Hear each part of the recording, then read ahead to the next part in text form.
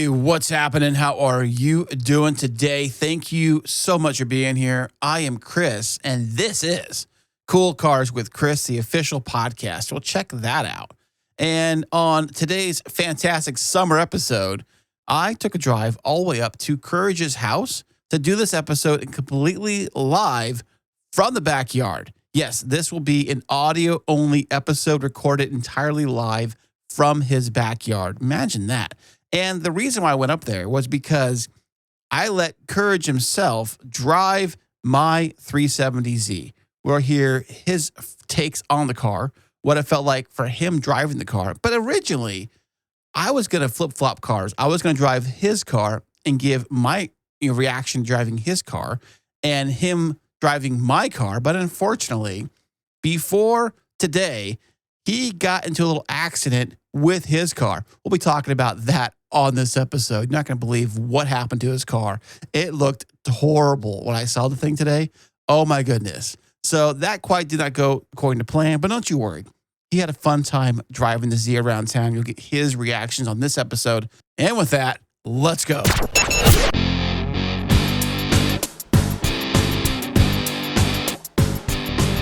Okay, what's happening? This is Cool Cars with Chris and Courage coming to you live to tape from Courage's backyard. How you doing, We're back in the little outdoor booth. Always great. Been a fun day so far. I love a good backyard. I love actually doing the podcast from the backyard. It's my favorite place to podcast record. Really? Is from the backyard. Like just chill. Don't want that whole cool studio with the lighting and all of that. No, I think it's just like it just has this really like chill vibe, and all about the chill vibes. I'm all about chill vibes, So when it's chill and hanging out and having a good time and just kind of chilling and like relaxing, I think you get your best podcast work where you're just kind of like just chilling outside and not have to be stressed out about all the different things. Yeah. Although things can stress you out in the backyard, but sometimes flies get pretty annoying, but yeah, for sure. But anyhow, I'm up here in the great land of Temecula. Yeah. Oh, by the way, I got to say this, that Temecula was supposed to install this smart freeway. Yeah.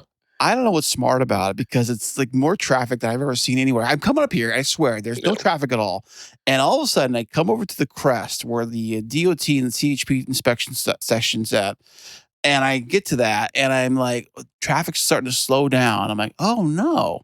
Yep. And as I go down the hill, and notice it's all bumper to bumper. And it's Sunday. Well, why? Can you explain what's going on? So that was the weird thing about it when I was first learning is that I was like, okay, what is it? Like, what does that mean? And basically what they're doing is they are still physically slowing traffic down to try and like keep certain segments from getting overly congested. But theoretically, now you're just causing the congestion in a different spot. So it's like they're strategically trying to kind of slow down traffic so you don't get over congested in certain areas. And at the end of the day, you're supposed to get to where you're going faster than you would if they just let traffic flow naturally, because you get pockets where people just get in accidents because it's so congested. But it's a weird kind of trade-off because they are physically slowing people down in certain sections, which therefore causes traffic in those spots. But their thought process is that at the end of the day, you're going to get there faster if we do this strategically versus just let the traffic flow the way it's going and have all the accidents and whatnot. Now, I was at the gas station before I came to your house today. Yeah. And I was talking to this lady, and she was saying how bad the traffic was out here. I said, yeah, it's really bad up here. What's up with that? Yeah. And she was saying something about maybe it's because that 215 interchange. Mm-hmm. That when the 15 goes 215 is when it kind of like gets bad, like that area there. I don't even know when I drive to Vegas that I always go this way through here, and I always notice that it's bad. And when I go to Vegas, the map tells me to take 215. Yeah. But I say, no, I'm taking 15. Yeah. And it's usually about the same. I've hit traffic on both sides. Yeah. When you go, which way do you go? That's a weird thing to me. It always directs me to 215, but then to go back to 15 later on. Like we'll leave from here, and then we'll take the 215, but the 215 merges back onto the 15 further up on the, it does? Yeah. Oh, yeah, yeah, way back by the hill. By the hill. And so whenever I do it, it always directs me that way as opposed to just staying on the 15 the whole time. In my mind, I would think, isn't that just the better thing to just stay on the 15? But yeah, GPS usually, for us at least, tends to drag us on the 215, go up, and then go to the 15 after. But I don't know. That's usually the most excitement of the trip is when am I taking the 215 or the 15. Other than that, going to Vegas, as I'm sure you know, is a pretty dull trip. Other than that, yeah, it's hot too. Speaking of which, but Yeah. the reason I'm up here is I brought up my 370Z, Yeah. and Mr. Courage here took his courage and was able to drive the car for the first time around the neighborhood. What are your thoughts of the Nissan 370Z? Well, I'd say you probably demonstrated the more courage today and let me drive. But no, man, it was a great experience. It was like I haven't been behind the wheel of a Z for 6 years, maybe or so, and obviously my Z was older than yours, so it was definitely just a really cool experience. Driving again, what we talked about, a real focused sports car, analog. The exhaust sounds awesome, but you're hearing that VQ. And, really, we were talking about a notchy shift. Like, you really feel it's like real you're notchy. doing some Yeah, things. you have to make sure you know where you're going. And my shifter doesn't have the original stock shifter on there. So you have to, it doesn't even have, sometimes people will replace the shift knob and they'll put, the actual sticker displacement of what gear goes in where. Mine doesn't have that at all. But I already knew what they were because of my other car. I knew what the reverse was and all that kind of stuff. Yeah. But just using the shifter, the new weighted shifter, how's the weighted shifter feel when you drove it? Yeah, it's coming from the N, because that's one criticism that the N cars have had versus some of the other cars in that segment, Type R, some of the others, is that the shift feel is like a little more numb feeling than something like the Type R, and a little bit more notchier. I guess maybe it would have been nice to compare your pre-weighted shifter versus the weighted to kind of see the difference of that. Right. But overall, the shifting in your car is really engaging because of that. Because it does take a little work to get you into gear, but like when you pull it back and you're locked in, like that you're in gear. There's some times where you shift really quick in the end where you're kind of questioning, did it really grab fully or not? And I've had a couple grinding situations where I think that I'm in gear and I let out the clutch, and I'm actually is your clutch really light to use, like really easy? Almost you use a finger to shift it, kind of. Yeah, it's compared to yours, it's definitely a lighter clutch, and the grab point is a lot different too. Like yours is like really linear at a certain point where you're coming off, like you're gradually coming off of the gas, and you're putting coming off the clutch and you're putting the gas. Mine is like when I did the video of like teaching people to drive stick, there's a lot of nothing up until like a certain point where you start to the car actually audibly like raises your RPM slightly. And then that's where the grab point is, which is almost halfway off of the ground. So there's a lot of just nothing happening from like the ground to halfway up. And so yours isn't like that. It's like, so how does mine feel to you then when you drove? It was a lot more as like you're getting off, but you can kind of feel that like that's where the clutch is engaging at a lot further down, I guess, if that makes sense. Like towards the floor? Yeah, a little bit. Like there is still like a little bit of like dead space. Like, there's a little bit of dead space, but less in your car than in mine. Once you get used to that kind of stuff, like it, really is just like. I'm just kind of wondering if the clutch is like going to go out soon. I didn't feel like that at all. Okay. It held gear too, because we did some pulls, like some little light pulls. You would kind of notice if you started seeing like your RPM surge, but it didn't feel like you were really moving. Like I didn't see anything like that. You didn't feel anything weird when you drove it like that. Now, that's my biggest concern with that car, because my other car, the clutch did go out, and I was checking. I checked the fluid today before I came up here. Yeah. I checked the oil and I checked the clutch fluid and the brake fluid. I just look at it, make sure they're still topped off, and almost every week when I drive the car before I drive it, I check those fluids, and they look good. I'm good for the week or whatever kind of thing. I think which is a good practice just in general. Well, especially with mine, because I've had it go out. I've had the Z on the other Z go out, and the fluid was gone. I wasn't checking it. I was just like, it's a newer car. It should run, I wasn't thinking nothing of it. And then when I did use it that one day and the clutch did go out, like I put it to the floor and it stayed there. Yeah. I was like, that's odd. It shouldn't do that. And then I put my toe behind it and pulled it back. That was, And I pushed it back down again. And it was like, I stuck again. I'm like, that's so weird. And when I pushed it down, I'm like, just trying to grind it wouldn't go into gear. Just like I'm just like grinding it to get it to go in gear. Finally force it into a gear, and I made it across the intersection. Yeah. But that's my biggest fear, and that's why like when you drove it today, I want to make sure that like since getting somebody else's perspective who can drive a stick, because like if I had some Nimrod who never knew how to drive a stick, they don't know what it's supposed to feel like. Right. Yeah. Well, I don't know, or whatever. But since you have a car, like a sporty car with a stick shift, you should be able to feel like, I know it's different comparisons from your car to my car. Mhm. but still clutch is a clutch. You still kind of know, like, this is kind of how clutch operates. And funny Right. enough, yeah, I think I told you way back too, that actually happened to my 300ZX too. Like my master cylinder went That's out. what it is, yeah. And yeah, when I was just, and with me, I didn't really notice like much of a warning. It was just all of a sudden I was just kind of, it was the same deal. I was like coming to a light or whatever. I put my clutch in, and all of a sudden I was like, wait, the clutch isn't coming up. And I had to like tuck my foot underneath, move it, and then force it into gear at the point where like you kind of have to find where the engine and the synchros are to just get it into a gear. And then I had to like basically run a light, left turn light. There was nobody coming, but I had to blow through it because it was like, if I stop, I'm not going anywhere. Oh, right. We get go in circles in the right there at the stoplight or whatever. It's like, like don't get next to me. I gotta keep this thing moving or whatever kind of deal. Yeah. Well, I'm glad the clutch feels good to you if you've drove it and it doesn't feel like it. I looked up the AI and I was trying to figure out, does it make that whirling sound?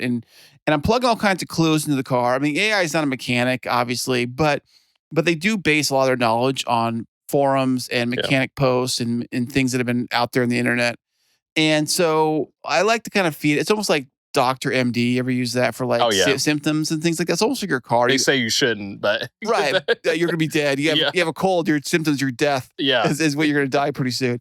But you can kind of do the same thing for your car too. Generally speaking, if you kind of can be very specific on the type of things that are issues that are happening to the car, like as specific as possible. And that's what I was doing with the wine and a few different things. And it did say that it's possible that my car does have an aftermarket flywheel. On the car. And so I can't verify that. I'm not ripping the transmission out to verify it. Don't really know for sure. Mm-hmm. And so when I had the car inspected originally, and I asked the mechanic, do you think the clutch is original or has been changed? And he says it's original, but I don't know. But he also is probably a person who does not drive manuals very often. Like you do. And so I think your judgment of how the clutch feels might be better than someone that drives a manual every 3-5 years. Kind of thing. And so, but also with AI, giving all the clues about how it engages. And also too, you said about being heavier. I haven't driven another clutch recently to compare it to. Yeah. You have. We were hoping that this would have been actually a nice little even trade where you would have had a chance to drive the N, which we can maybe get into for reasons why. If you want to talk about it, if you don't want to talk about it, it's up to you, man. I know it's all fresh. The scars are fresh. We can high level it for sure. Because again, I was excited to have like a little kind of comparison of the two. Because like we talked about, I feel like me seeing the linear power band of the VQ is a little different from my experience with turbocharged cars of just kind of having a surge with the turbo and top end maybe dropping off a little bit more, whereas like yours revs out really all the way. And so, we wanted that. But unfortunately, yesterday, driving, I was actually going to a car meet up in, down in San Diego. And I had a situation with some luggage on the freeway. You lost your luggage? I didn't lose my luggage, but somebody else did. Somebody lost their luggage? You know what? First off, think about how that can actually happen. Your luggage is either on... You see those bumper platforms that attach to a tow hook on the back of like an SUV? Oh, I know. Yeah, I know what you're talking about. It's like a platform that just basically attached to where your tow ball hook would be to tow a trailer. Yeah. And I don't know if there's any other straps or anything else kind of hanging it on there. It's just that's all there is. Yeah. And then you put luggage and stuff on back of that, and then hopefully you strap that down. Yeah. Now when the luggage you saw on the freeway. Was that the only thing on the freeway you saw? That was the only thing. So maybe it wasn't on one of those things. Maybe it was strapped on the roof. So, that's my two theories, on the roof or in somebody's bed. Or pickup truck. Have you seen the truck bed, Have you seen some of these guys that put their trucks and they like load them to like the ceiling? They load the back so high that it's like, it's thinking it fit to a drive-through. Yeah. So high with stuff. The weird thing about it though is that like I've seen that with construction equipment or just random things like that, but to think that somebody would potentially do that with their luggage, is questionable to me. And again, the unfortunate circumstances, it came out, I had no way of dodging it, and took out my front bumper. It took out your car, man. Yeah. The end. It literally looks man. so it like kind of took a bite out, like something took a bite out. You know what? Maybe we should do one of those like cool like stickers people put with like is it the Street Fighter 2 where you have the guy like punching it or like kicking like the girl kicking it real fast and like a sticker next to that like she kicked it, something like that, or a Hulk. You know what though? I got an idea that I might like try to find a reel on Instagram or something and like show my car like before that happened, and then show like like the Street Fighter like the kick or something where like and then like cut to the clip of what it looks like now. Like yes, I might just do something like that. And they have to have an after effect. If it's a girl that kicks really fast, I don't know her name. If you have a picture of another Asian girl with like doing like the I'm so sorry. Yeah. At the very end or whatever kind of thing. Yeah, this might be a real idea. We'll see how that comes out. See how it goes. That sucks, man. Like I've hit some stuff in my car, and maybe a few weeks after I had it, I hit like something on the freeway on the way to work, and I was like, when the freeway kind of crests over these little hills, you can't quite see. As you come over the crest, you can't quite see what's on the other side. Yeah, and a rock the size of like maybe I don't know, maybe a softball, got wedged between the bumper and the tire. And bang, and then the tire started making this noise and this rattling sound. It was like click, click, click, click, click, click, click sound.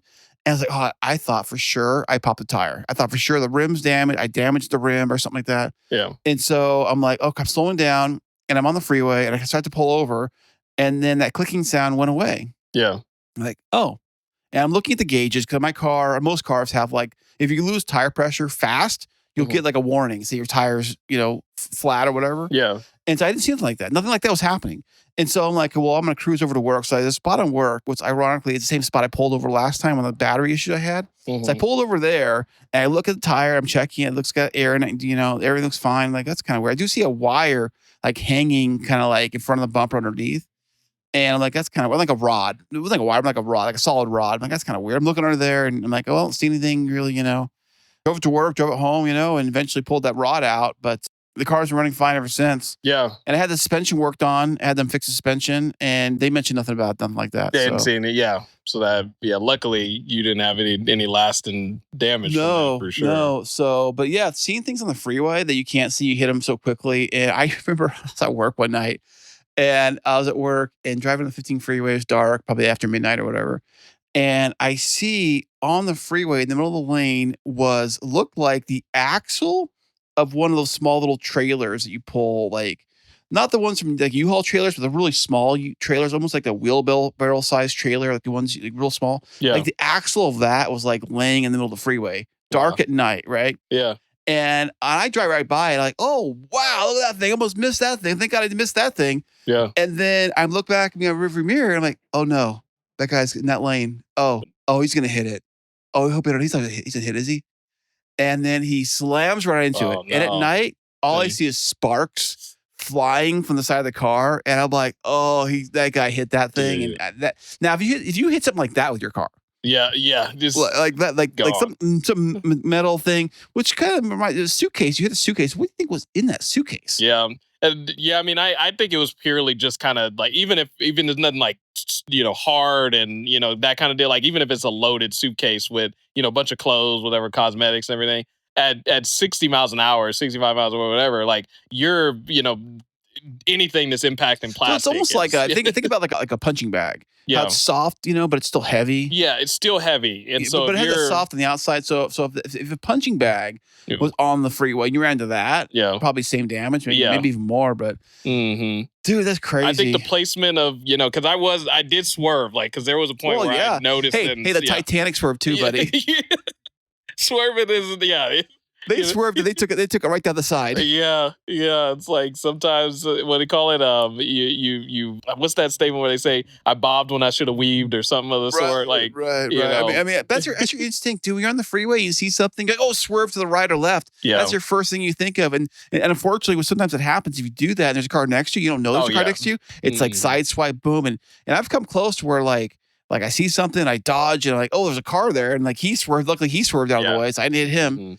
But it's like a chain effect. It can happen. And luckily I was going into the fast lane. So, and I knew like somebody was behind me. I was checking that side. And that's probably what happened is a split second in me like checking my mirror and like looking over to see if anybody was in that lane. is when like I turn around and this thing's coming at me and I'm like, what do I do here? And so I don't got much room to go over before I'm like into the wall. So, you know, Are you in the like, fast lane this happened? I was getting ready to go. I was like in the second to left lane. Okay. And I was getting ready because I was right at Escondido area, like right before that carpool lane starts. Okay. And I was getting ready to go, like, you know, cut into there. And yeah, like I said, I think it was that split second when I was turning around and like coming back and I'm like, what is it? And then like I'm already reacting to it and I'm already in that direction going into the lane, but it just wasn't enough room for me to veer off all the way and avoid it. So I think it is good that I didn't hit head on though. It being on that right side, right, I think was a lot better for just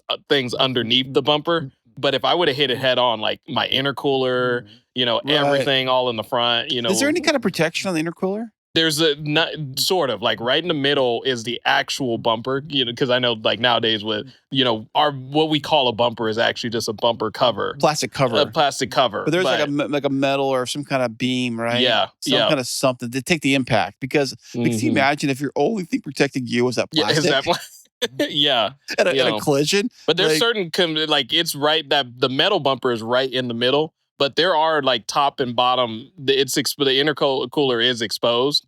So technically speaking, if it hit in the right way, it would have probably gone like underneath where the bumper cover is and the bumper itself and like hit the bottom of my intercooler. And that, again, that would have been, you know, just a huge deal. So what's the plan now? You gonna upgrade to a Ferrari? What are you doing? Yeah, insurance now. Give me, you know, get my Camaro now or whatever. Yeah, like, right. I mean, it looks like it's gonna be an easy fix. To be honest, I'm probably gonna potentially pull a bumper off on my own. And, you know, I've seen some dudes actually when they like upgrade their intercooler, they'll drive around like that for a while. I personally wouldn't drive on the freeway like that. I think it's illegal. Is it illegal? And plus, because I already got pulled over for not having a front license plate. And I wouldn't have a front license plate if I did that anyway. Yeah. So, you know, the car's I'm not going to probably drive it too much now until I figure out, you know, who's going to do the work. I don't think it's going to be crazy expensive, although I know for sure like the new bumper is going to be like, if not $1,500, $2,000. I got to get the undercowl. I already had to replace that and that was like $800. But oh, wow. They warranted that because it was their fault. They had like didn't install some clips at the bottom and it came off on the freeway. Oh, ironic. That was the first thing to happen 2 days after I bought that car. No way. On the freeway, just all of a sudden just heard this loud like wind rushing into the car, even though it was on the outside. And I pull off and then find out that, the cowl had just like came down and was dragging on the freeway. You hear like a scraping sound? Yeah, like just like plastic scraping. That's kind of what it sounded like for my car when I hit that. Actually, no, it was more like a clicking sound. It was more like a rotating clicking sound. That's why I thought the wheel was damaged. And that was probably just something got stuck in that metal rod or whatever it was. Like got broke off and it was like probably just enough stuck close enough to the rim to where the rim was clipping it. And that's what I was hearing. And I didn't know but I didn't know what it was, you know. And that's the thing when you drive a car on the freeway and road debris and things like that. I know the CHP is doing a great job when I do see them, you know, pulling over and grabbing whatever crap is on the side of the road and trying to get out of the lanes. Yeah, the best they can. And I see them do that from time to time, but didn't have enough chance for this. So. No, you know. So that person, whoever that was, you're not getting that luggage back. You know, dude. But that's the thing, though. Like we've gone on road trips before with luggage on the roof. But the way we did it, my ex-wife had a Ford Explorer, and our Ford Explorer had like not the traditional like rack, but it had like the two railings on both sides of the car. Yeah. So one side had a rail, other side had a rail, and then the center was kind of flat open, so you could put luggage on there and strap it down if you wanted to. But it's like sitting on the roof, but you had the railing to strap it with. Yeah. And so she bought this like I forget what it was called. What company it was like. I remember the name Fox for some reason. Fox something or other. But it was like this big giant like almost like a sleeping bag. For your luggage. You unzip it like a sleeping bag and you put all your luggage in that and you zip it closed completely and then it has its own strapping system and you strap that, I think 4 straps, and we strapped that to the roof. So all the luggage was in the bag, zipped up, and that thing was strapped to the rails on both sides. So the whole thing flew off the freeway. Like all the luggage would have to go. But we had like literally like five or six big suitcases in there or whatever it was, you know, completely from, you know, front to back. Yeah. And so that would be a lot of weight. And if that to fly off so easily, we had the thing strapped when we drove to Yosemite like that. And because her car, like it sat like think 7-seaters, but like you remove the back space, the back trunk area is gone for the Yeah. 7th seats. And so that's why I had to use the roof for the luggage. But I was saying, like, if you lose your suitcase, man, like that, I am like, I mean, I'd be freaking, and you would know too. I think you would know if something that big like flew off your, especially on the roof of your car, you hear like clunk clunk and go off. You would know. And I mean, Yeah. And that's why I'm thinking it was like very recent. Again, it's moving, coming, and everything. So I think that there were, a few cars ahead of me or something. And it was just like, because now that I'm like playing it back in my head too, I do remember that like the guy in front of me did kind of go out like a little bit out, like on how close the were you to this guy? shoulder. Were you like close to him? No, I was still like a little ways out. So that's Okay. that's why I didn't really clue in much, because he didn't like drastically like go to left, but he did go like he was on the shoulder, like at least like 2 wheels on the shoulder.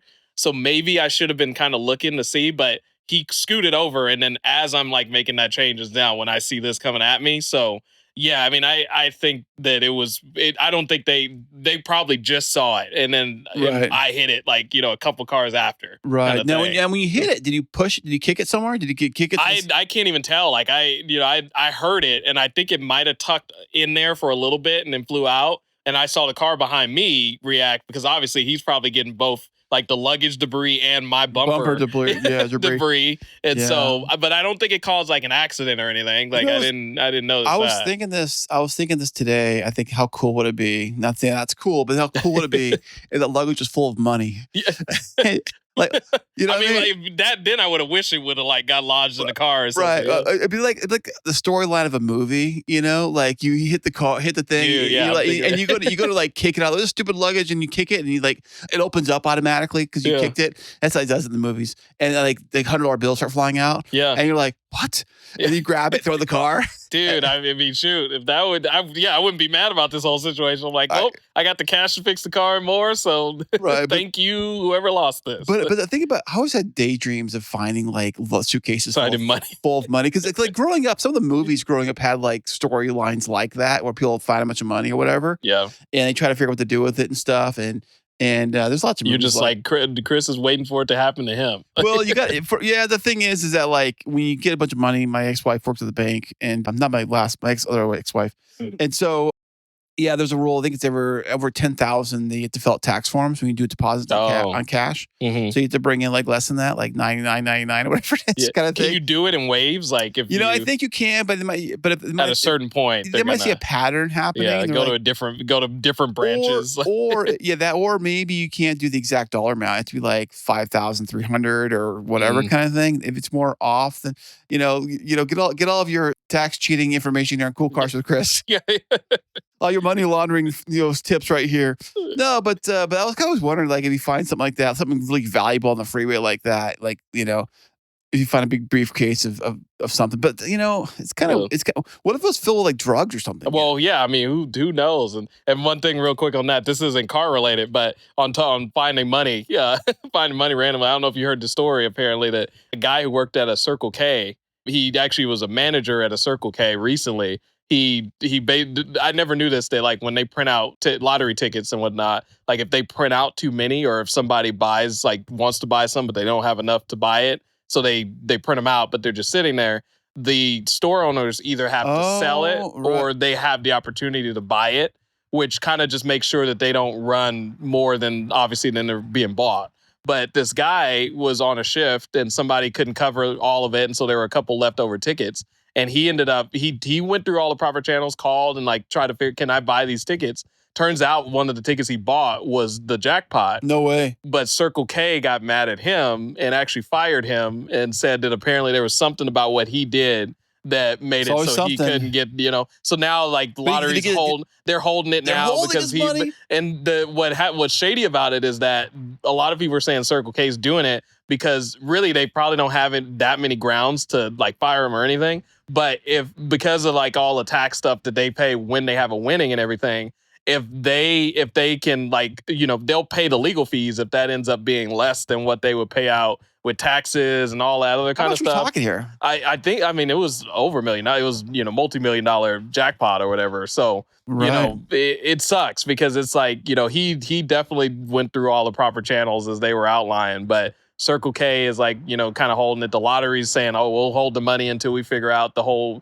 case. And this guy doesn't get access to the money. So if he can't really represent himself that well and cover the legal fees, he's kind of screwed. I'm sure there's a lawyer out there is going to grab that case. Yeah, they're going to eat it up. Because they're going to say, yeah, it's 20% or whatever, what they charge. I don't mean, I'm not a lawyer, but they'll get a chunk of it. Because if you win, I know you can cover the bill. Right. Well, that's how these lawyers work. A lot of these, like, they call them the ambulance chasers, if you get an accident, like, we'll get Better Call Sauls. We'll get you, $8 million, because your luggage. You can, if you knew the guy who did it, sue the guy. You can get like $8 million or whatever for pain and suffering and stress. I'm real stressed. You got to play that board. I'm really stressed right now, or whatever. You should be stressed. Your baby's got a bumper missing, or half a bumper missing, or a chunk missing. Got the Hulk smashed. Chunk missing, that sucks. It's all cleaned up, was going, but I tried today. I tried to make sure I didn't, sulk too much. I did actually go out to a Cars and Coffee this morning with your car. Not with my car. No, I took the. You know what you got to do is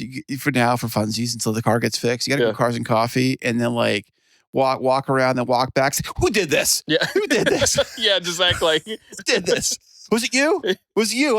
Yeah. It's you. That'd be some content. Like, to make sure you don't shoot that side of the car, and then you come back and like, what did you do? Like act all like, oh my gosh, and then they kind of like, oh my gosh, just, now look at my car, my baby, and then people feel sorry for you and say, yeah, I'm starting to GoFundMe, and then that's a good GoFundMe right there, baby. Get your baby back. Chris has got all of I'm finding money, like getting some all the tips and tricks, like when you have something damaged like that, it's obvious. I mean, you got to play it. You got to make the best of it, especially for content. You got to do what you can content wise. I know that, like, I mean, you're trying to get this thing fixed, get it back to normal, but no, there's going to be some content coming out pretty soon. This is probably going to, come out weeks after, so it'll probably be in process or whatever. But yeah, how soon when we record this right now? How soon before you get it like working on it? Yeah, I don't know. I haven't gotten with insurance. I'm going to do that tomorrow and get with them on that to just because I do want to, like we were talking about, getting a quote just to see where it's probably going to sit. But at the end of the day, I'm sure, like I said, they're gonna have to cover it because my deductible's like $500. So they might actually like say, well, maybe you need a new Intercooler, or maybe you need a new something. I mean, who knows? Yeah. I mean, stuff that you probably weren't going to fix yourself. If you're going to do it yourself, you probably weren't going to take care of. Oh, they might say a new engine. There you go. I'll take it. I'll take it. I'll take it. Just keep all it out. Like, swap that new 2.5 liter that they're saying they're gonna put, from the Sonatas in there. Like, you might as well. You guys are building it, but right. We have to do all that. That's what happened when we did our insurance in our house. All these issues with the house and plumbing issues and stuff. And we got to fix this too. So. Oh, we just built them for everything. But of course, be ready. They'll drop you in a heartbeat though. Mm-hmm. If they have to pay out big like that, they drop you. Yeah. If it's not that big, they may just raise your rates. Mm-hmm. But if it's real big, like. But that's the thing with cars, though, too. I think they have this where it's not worth as much as a car. No, yeah, and you salvage title, and all but you can't do that on a house. No, that's the thing with a house. Like we spent probably over $100,000 on insurance money getting the place fixed, and then of course they dropped you. We had 2 claims back to back within 2 months. Wow, yeah, all very expensive. The first one was like probably 30-40 grand, and the second one was like 100 grand. Wow, it was all water related. Water will kill you. Water leaks is like, they say fire is bad, but water is just as bad because water is like a silent killer. Yeah. Like you don't even know what's even happening. You got a leak, a plumbing leak, a slab leak. Because all of what, just sitting water and mold and all that comes from that. Right. And then it runs through the drywall and you get all that replaced. And then if it touches the floor, they got to get the floor all replaced. Yeah. Yeah. Fun times, man, dude. One thing real quick, though, on Cars and Coffee this morning that's somewhat relevant now is one of the cars that I saw there, just wanted to get your thoughts on it because one of my ultimate favorite 90s muscle cars is, do you remember the Corvette Grand Sports? I know all the Corvettes, but the pop-up headlights before pop-up headlights, and it had the special blue and white stripe with the red. They had like a red stripe over the front fender. It was like a special edition. Is it the one of one? These guys with in the shorts. It's not that, but it's definitely I think it's under 1,000 that they made. And the reason I thought it was relevant too is because they're actually the new the C8 has a what do you call it? Grand Sport version coming out soon too. Same livery, blue and white with the red stripe. But this guy's selling it at how much? He's selling for. I asked him today because I actually saw it for the first time over in Old Town. just parked on the street with a for sale sign. I had to stop and just take a look at it. Super clean, 40,000 miles or so. It's That's a low. 96. Yeah. Manual 5-speed. Manual? Yep. A lot of those are manual automatics. 5-speed. Yeah. And he's got his tune, so he's probably has about like 350 horsepower. Yeah, that's what those had back then. Yeah. C4s were light too, so I mean that's probably kind of moving with those, but he's selling it for 40. Which 40 grand? Yeah, but the Grand Sports are very, like I said, they're 1 year only car. I have to check and see. Yeah. That's the thing with cars that like, you tell people what cars are worth, you don't really know until you like look it up and see. Yeah. But at the end of the day, it all depends what people are because you pay for it. Yeah. You can ask 50 grand. Yeah. If no one's going to offer you more than 10, then that's all you're going to get is 10. That's all you're going to get. Yeah. Or whatever. But I think that you get to look at what sold, like what's crazy is that Honda CRX that sold recently, $71,000. Yeah. But it only had 300 miles on it though. Mm. Only 300 miles, which is like nothing, and I guess like with my car, for example, like I bought my car, but I didn't buy it to flip it. Like I didn't buy it to be like this trophy piece. I'm not going to drive or keep miles low. I mean, I drive it all the time. I drive it to work, half the week. I drove it up here. I drove it to Willow Springs. I put miles on it. It's already gone beyond. I think it's had that sweet spot where you have like way less than 100,000 miles, like 50,000 mile range. It's way beyond that. And so it's kind of already like, I think hit its floor, I think, maybe as far as I don't think I'm gonna get any more than I paid for it. I don't know if I'm gonna get much less. Yeah. It's kind of that in that zone. So I mean, it is possible. I could probably drive the thing for another 3 years and sell it for what I almost close to I paid. Close to what you pay, yeah. Maybe. I don't know if I want to do that. I'm having fun with the car. Yeah. I mean, it's that I've never been one, like every car that I've owned, like except for one. There was one that I owned an Altima for a while, 2017 or 18 Altima. But every other car I've owned, I've owned it for at least like 5 years. Yeah, that's me too. I think the other Z I owned for over 5 years. I remember too. And sad day when I sold it, but the kid who bought it was super, super happy to get it. He was so excited to pick the thing up, Yeah. And so that made it happy for me to sell it to him because how excited he was and how into it he was, Yeah. Versus some random guy who is just gonna flip it a week later. Yeah. Kind of thing. You just can tell. You get the vibe like the guy doesn't care. He's just like, yeah, okay, it's got this and this, and he's just gonna flip the thing. Yeah. Or whatever, or something like that. But the kid, is gonna modify it and drive it and actually use it. I don't know if he still has it or not. I have no idea. But I mean, it's a fun car to drive. Like I enjoy driving it.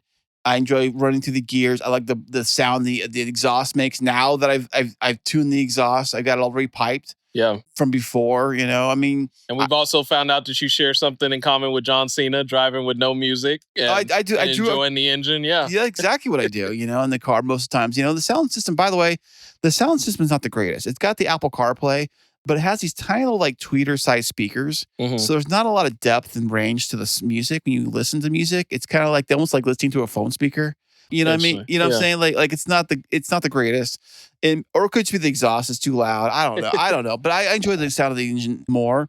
My truck has got a great sound system. The thing. It's like it's great, Yeah. Like most modern cars do. But Courage has been so fantastic, man. I come up here and sorry about your car, man. I feel your pain. Well, you made my day getting a chance to drive the Z and check it out. So I appreciate you for that. Okay. Well, 1 to 10. What do you got on the Z? 1 to 10. Ooh. Really like solid. I think solid 8, really. Okay. Because like I said, overall great experience. I don't know if you're playing any power mods, but you could get some good power out of that and like have some it's fun a good platform. It is a platform you can really build on and get crazy nuts with it if you really want to. Yeah. But I think I'm in that phase where I just want to enjoy driving. Yeah. And it's a car that you really can't. Like I told you, there was a certain point where I kind of locked in and I was like, I'm driving. Like, it's just comfortable. Like, we're cruising, talking. Like, there's some cars you get in that you don't ever really feel like that. There's just something quirky about them or whatever. I mean, maybe there's something wrong with the car or whatever, but, or just seating position. And it felt pretty solid when you drove. It felt pretty solid, pretty planted on the ground with that suspension and stuff on it. And that's a big part too. Like, you really just feel like you feel connected. We took a little curvy back road, just a little curves going up, felt connected. So, yeah, like I said, I'd solid 8. Like, with that room, if there were some other like little small mods and tweaks, like, I mean, but you're enjoying it for what you're enjoying it for, and right. It's a solid platform. It's a cool car, and do you get it now? Why I bought the thing? Oh, 100%. Yeah, it is bad, at least in my book. Because people don't. I'm telling you, people don't understand, but because they've never driven one before, they've never been in one, they never experienced it, never tasted it before, so they don't get it. You know, but you have, and you have today.